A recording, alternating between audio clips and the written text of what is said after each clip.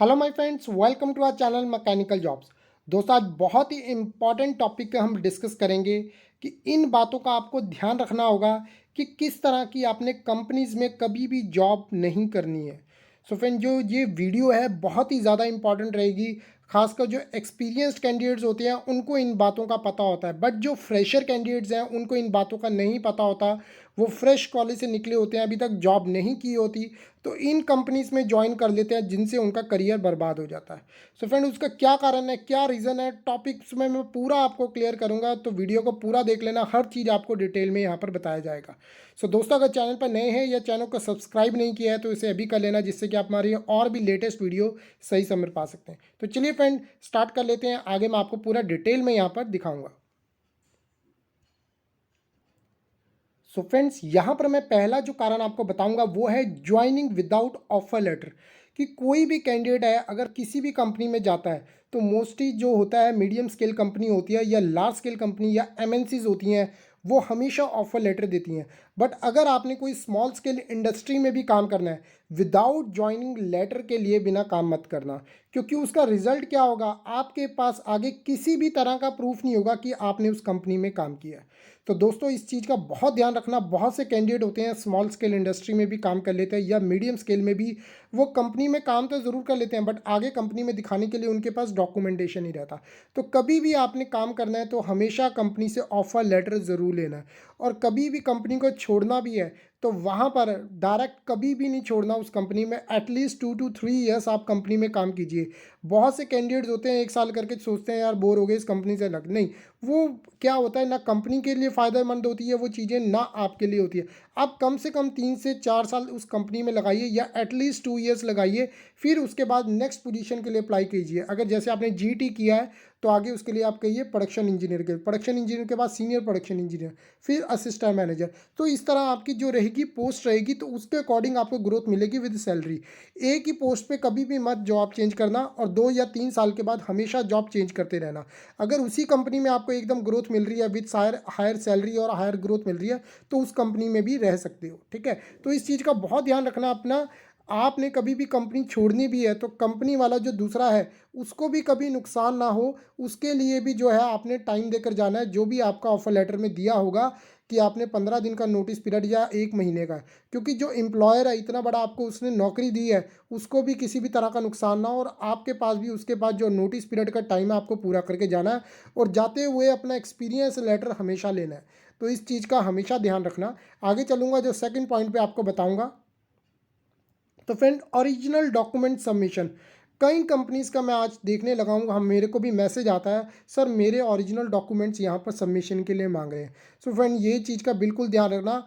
Original document submission as per हमारे law के according ही कोई नहीं रख सकता। ना हमारा पैन कार्ड, ना आधार कार्ड, ना पासपोर्ट, ना हमारे डॉक्यूमेंटेशन। किसी भी कंपनी को अथॉरिटी ये नहीं होती है कि हमारे ओरिजिनल डॉक्यूमेंट्स रखे। ठीक है, अगर आपसे बॉन्ड साइन करवाना चाहते हैं तो बॉन्ड जरूर कंपनी साइन करवा सकती है, वो उन पे डिपेंड करता है।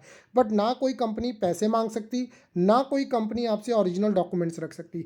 नहीं तो रिजल्ट क्या होगा, डॉक्यूमेंटेशन दे दोगे आप, जो भी सिलेक्टेड कैंडिडेट होगा हमेशा प्रेशर में रहेगा और अपना काम अच्छी तरह से नहीं कर पाएगा। तो प्लीज़ इस चीज़ का ध्यान रखना। बहुत से कैंडिडेट्स मुझसे मैसेज करके ये चीज़ के बारे में पूछते हैं, उसके रिगार्डिंग मैं इस चीज़ को वीडियो को ही ले आया कि आपको फ्रेशर कैंडिडेट्स हैं उनको इस तरह की प्रॉब्लम्स ना हो। एक्सपीरियंस को इन तरह की प्रॉब्लम्स नहीं आती क्योंकि वो इन चीज़ों से निकल चुके होते हैं, उन्हें पता होता है।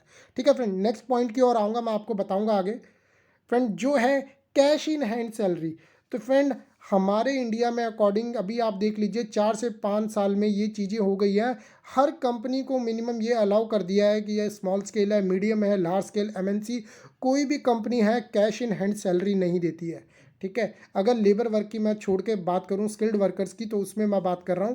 तो यहाँ पर जो सैलरी होती है आपके अकाउंट में आती है, क्योंकि उससे दोनों ओर को फ़ायदा होता है। आपको किस तरह का फ़ायदा होगा, आपने कंपनी चेंज करनी है तो अपनी जो सैलरी स्लिप है, last salary slip, latest salary slip आप दूसरी कंपनी में दिखाओगे, तभी आपके पास कंपनी का प्रूफ होगा। सपोज करिए आप 20,000 सैलरी ले रहे हैं, कर आपको कंपनी नेक्स्ट जॉब के लिए दे रही है 40,000, पर वो 20,000 की स्लिप्स आपसे मांगेगी कि आप दिखाओ कि आप झूठ तो नहीं बोल रहे, क्या आपको सच में मिल रही थी। बट आपके पास सैलरी स्लिप्स ही नहीं होंगी।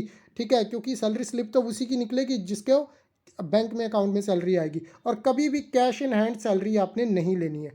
ठीक है फ्रेंड, इस तरह हमारा इंडिया का लॉ भी इस चीज़ में बन चुका है कि कोई भी जो है एम्प्लॉयर है वो आपको सैलरी आपके बैंक अकाउंट में ही देगा। तो इस चीज़ का बिल्कुल ध्यान रखना, कैश इन हैंड सैलरी बिल्कुल नहीं लेनी, आपने अकाउंट में ही सैलरी लेनी है।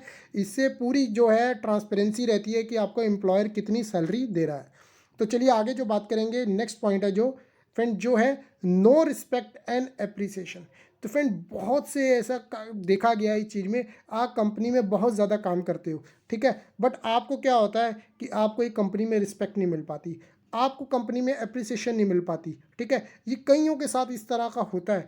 तो मैं देखो अपने अकॉर्डिंग बता रहा हूँ, ये चीज़ वो आप पे डिपेंड करती है, that is up to you. But अगर आपका वहाँ पर मोरल या एंथुसियाज्म रिड्यूस होता है तो अगर उधर आप डीमोटिवेटेड होंगे।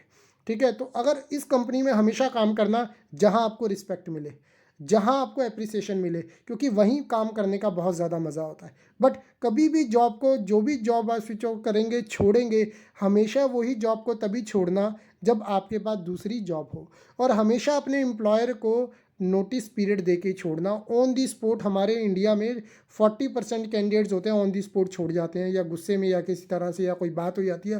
प्लीज़ नहीं, नोटिस पीरियड के अकॉर्डिंग देखिए, जिससे आपको 15 दिन या 1 महीने जितने भी नोटिस पीरियड का होता है, एम्प्लॉयर के पास भी टाइम रहता है और आपके पास भी जॉब देखने का टाइम रहता है।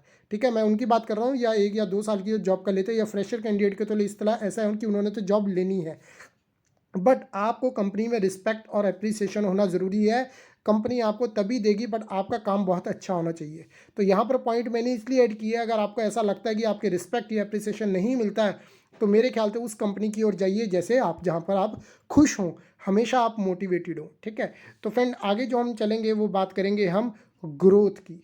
जहाँ आपको लगे कि आपकी ग्रोथ रुक गई है, ठीक है, जैसे अब हर बंदा चाहता है कि मेरी ग्रोथ हो, सैलरी के अकॉर्डिंग ग्रोथ हो, नॉलेज के अकॉर्डिंग ग्रोथ हो, गुड एक्सपोजर मिले, बहुत कुछ सीखने को मिले।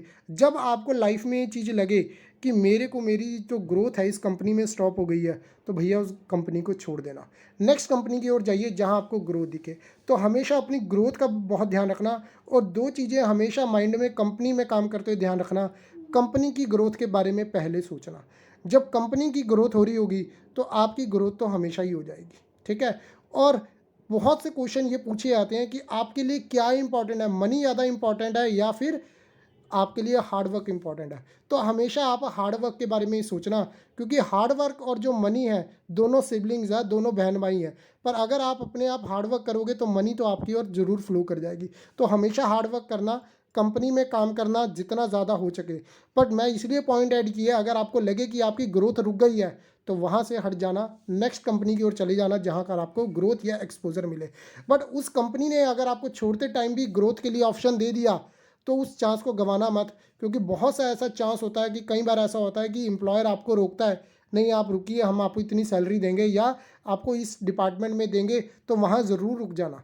बट उसकी डॉक्यूमेंटेशन के लिए जैसे मैंने बताया है, वो रिटर्न्स में हमेशा अपने पास लेना ज़रूर, वर्बली में मत करना इस चीज़ को। ठीक है, रिटर्न रिकॉर्ड हमेशा अलग चीज़ होती है, रिटर्न रिकॉर्ड का एक प्रूफ होता है, वर्बली चीज़ों का प्रूफ नहीं होता है।